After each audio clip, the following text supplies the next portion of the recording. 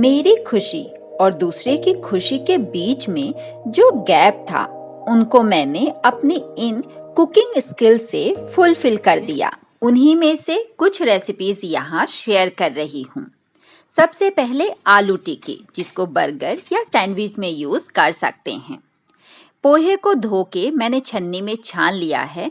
वो सॉफ्ट हो गया है, लेकिन कुछ भी पानी उसमें नहीं रहेगा। एक प्याज ली है, 2 मीडियम साइज के आलू को बॉईल करके कद्दूकस किया है, धनिया और सब्जियां बारीक कटी हुई जैसे कि कैरेट और बीन्स, 2 लहसुन ग्रेट कर लिया है और आधा नींबू। एक प्लेट में 2 चम्मच मैदा लेंगे और उसका अच्छे से घोल के पेस्ट बना लेंगे। पानी थोड़ा थोड़ा डालिए ताकि उसमें गुठली ना पड़ जाए। इसको थोड़ा थोड़ा पानी डाल के इसको बहती हुई कंसिस्टेंसी का आपको बनाना है। दूसरी प्लेट में हम लेंगे थोड़ी सी सेवइयां। आप ब्रेड स्क्रम्बल भी यूज कर सकते हैं, इवन सूजी भी, लेकिन सेवइया से जो टेस्ट और क्रंचीनेस आता है वो सबसे अच्छा होता है मेरे एक्सपीरियंस के अकॉर्डिंग। एक कढ़ाई में 2 चम्मच तेल लीजिए। गरम होने के बाद लहसुन डाल दीजिए। 30 सेकंड पकाने के बाद उसी में अनियन डाल दीजिए और उसको ट्रांसपेरेंट होने तक पकाइए। ये सब आपको मीडियम आंच पे करना है। उसके बाद उसी में बारीक कटी हुई सारी सब्जियां डाल दीजिए। सब्जियां आप अपनी पसंद की डाल सकते हैं। जब ये थोड़ी सी सॉफ्ट हो जाएं तो डालिए नमक, कोरिएंडर पाउडर, क्यूमिन पाउडर, जीरा पाउडर, चाट मसाला, गरम मसाला और काला नमक। ये सब कुछ आपको आधा आधा चम्मच डालना है। इनको थोड़ा सा भून लीजिए ताकि सारे मसाले से स्मेल आने लग जाए। अब इसके बाद इसमें हम जो पोहा भिगाया था वो डाल दीजिए और अच्छे से मिक्स कर दीजिए। जितना मिक्स होता है उतना होने दीजिए। 2 मिनट तक पकाइए। ठंडा होने के बाद हम इसको वैसे भी अच्छे से मिक्स करने वाले हैं। ठंडा हो जाने के बाद इसमें बॉइल्ड पोटैटो और धनिया डाल के अच्छे से मिक्स कर दीजिए, जैसे हम आटा गूंथते हैं वैसे ही, ताकि ये सारी चीजें अच्छे से मिक्स हो जाएं। नींबू का रस इसी में डाल दीजिए और इसकी छोटी छोटी लोइयां बना के चपटी आलू टिक्की का शेप दे दीजिए। इसका शेप देने के लिए आप इस तरह से फिंगर के बीच में पकड़िए या फिर पाम में रख के ऐसे रोटेट कीजिए ताकि उसमें कोई भी क्रैक ना बचे। इसी तरह से सारी आलू टिक्की हम बना लेंगे और उसके बाद हम लेंगे ये जो लिक्विड और सेवइया का चूरा।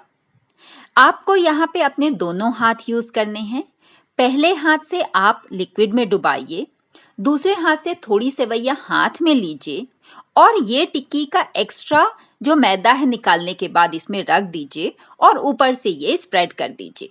इसको उठा के थोड़ा रोटेट भी कर दीजिए ताकि चारों तरफ अच्छे से सेवइयां से ये पैक हो जाए। सारी आलू टिक्की को आप इसी तरह से लपेट लीजिए। यहाँ पे दोनों हाथ से काम करना जरूरी है, नहीं तो जो सेवइयां है ना पूरी गीली हो जाएगी इस लिक्विड की वजह से। इनको हम साइड रख देंगे। जो हमने आलू टिक्की बनाई है इनके ऊपर हम थोड़ा सा मैदा स्प्रिंकल करेंगे और इनको पलटने के बाद दूसरी तरफ भी इसी तरह से, ताकि अगर कोई मॉइस्चर इसमें रह गया है तो इस मैदे की वजह से सूख जाए और ये टिक्की जब हम तेल में डालें तो बहुत सारा ऑयल एब्जॉर्ब नहीं करेंगी। एक्स्ट्रा आप जो भी इसके ऊपर है झड़ा दीजिए, तो फ्राइंग का जो ऑयल है ना वो खराब नहीं होगा। आपका ऑयल एकदम क्लीन रहेगा, जिसको आप बाद में सब्जी बनाने में यूज कर सकते हैं। ये सारी आलू टिक्की तैयार हो गई है। ये जो चूरा बचा है इसको मैं उसी प्लेट में डाल दूंगी और इसको हम कहाँ यूज करने वाले हैं मैं आपको अगली रेसिपी में बहुत ही जल्द शेयर कर रही हूँ। इवन इस पेस्ट को भी मैं यूज करने वाली हूँ। ये आलू टिक्की को आप एयर टाइट कंटेनर में भर के 1 वीक के लिए फ्रीजर में स्टोर करके रख सकते हैं। जैसे कि मार्केट में जो नगेट्स और आलू टिक्की मिलते हैं सेम वे में ये खराब नहीं होगी। इनको मैं फ्राई करके दिखाती हूँ। तो जिसमें हमने आलू फ्राई किया था उसी को आप कढ़ाई ले लीजिए। उसमें हम ऑयल डालेंगे। मैं यहाँ पे शैलो फ्राई कर रही हूँ, आप चाहें तो डीप फ्राई कर सकते हैं।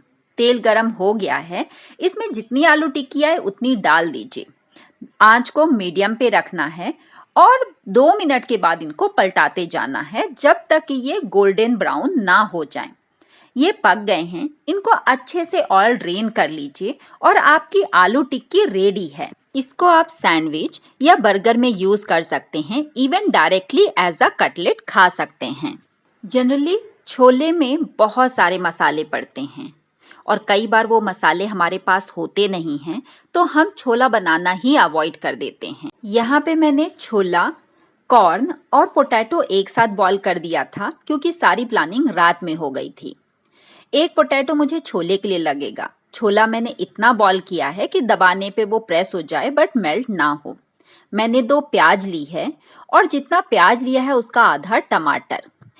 आपको चाहिए होगा 2 तेज पत्ता और दालचीनी, लहसुन, अदरक और मिर्ची। ये सब आप एक जार में डाल दीजिए और उसी के साथ प्याज। यहाँ डालिए नमक, हल्दी, जीरा 1 चम्मच, धनिया अगर खड़ी है तो 2 चम्मच, नहीं तो पाउडर 2 चम्मच और आधा चम्मच राई।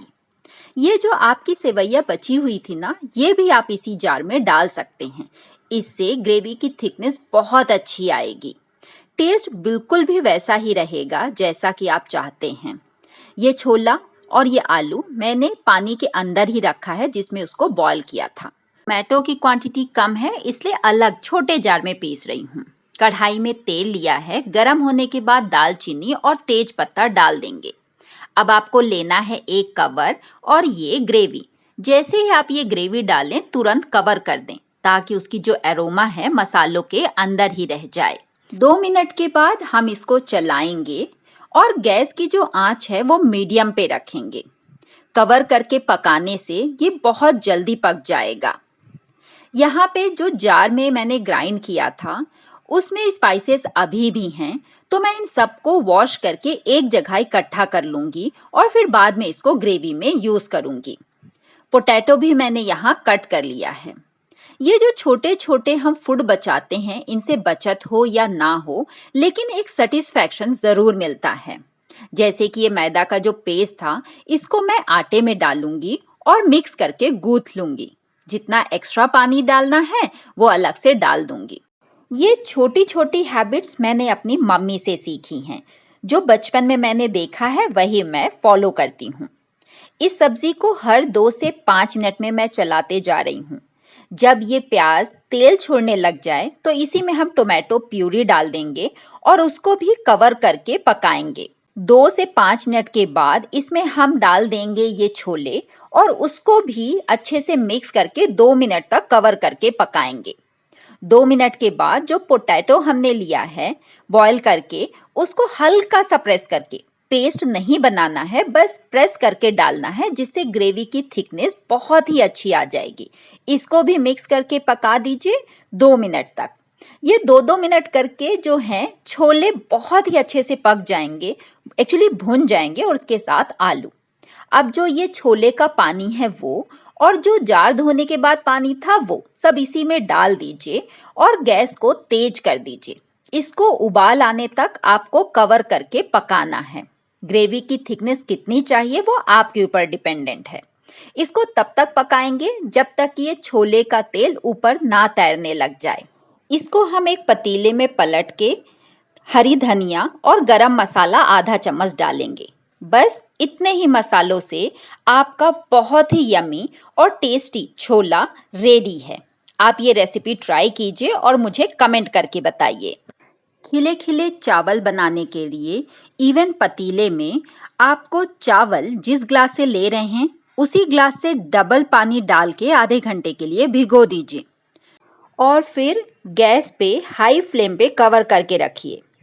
जब बॉयल आ जाए तो उसकी प्लेट हटा दीजिए और उसको तब तक पकाना है जब तक कि चावल ऊपर से ड्राई ना दिखने लगे, थोड़ा थोड़ा ही मॉइस्चर रहे। कुछ इस तरह से आपको बबल्स दिखेंगे लेकिन पानी नहीं रहेगा। इस समय पे आप गैस को एकदम धीमा कीजिए और ढाक के एग्जैक्टली 1 मिनट तक और पकाइए और गैस बंद कर दीजिए। इसको उतार के रख दीजिए। एक 7-8 मिनट के बाद आप देखेंगे तो चावल एकदम खिले खिले रहेंगे, बिल्कुल भी चिपकेंगे नहीं। पकाते समय अगर आधा आप नींबू निचोड़ देंगे चावल में तो भी वो खिले खिले रहेंगे।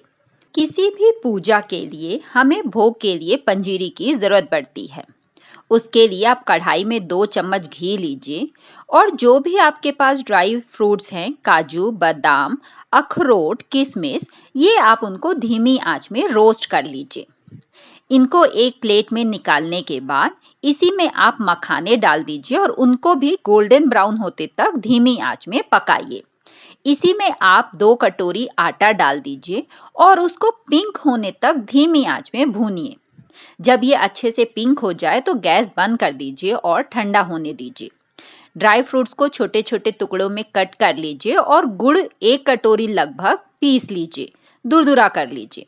ठंडा होने के बाद 1 चुटकी काली मिर्च डालनी है और 4-5 तुलसी के पत्ते, क्योंकि उसके बिना भोग अधूरा होता है।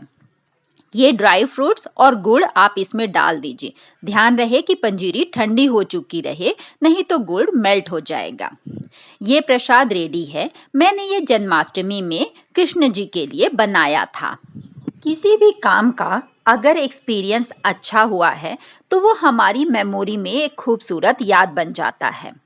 इसीलिए खाना बनाते बनाते मैं बर्तन जरूर जो निकले हैं वो क्लीन कर लेती हूँ। खाना डाइनिंग टेबल में रखने के बाद गैस और काउंटर टॉप क्लीन कर देती हूँ। गैस पे पानी छिड़क के बस कपड़े से वाइप कर देती हूँ और काउंटर टॉप पे वाइपर से क्लीन कर देती हूँ। इससे मुझे ये फायदा मिलता है कि खाना खाने के बाद मेरे पास बहुत कम काम होता है, जिसका मेरे पास मोटिवेशन भी होता है कि मैं जल्दी से खत्म कर लूं, उसके बाद ही किचन से निकलूं। ये मेरा तरीका है काम करने का। आप क्या फॉलो करते हैं? मुझे कमेंट में जरूर बताइएगा। Bye bye.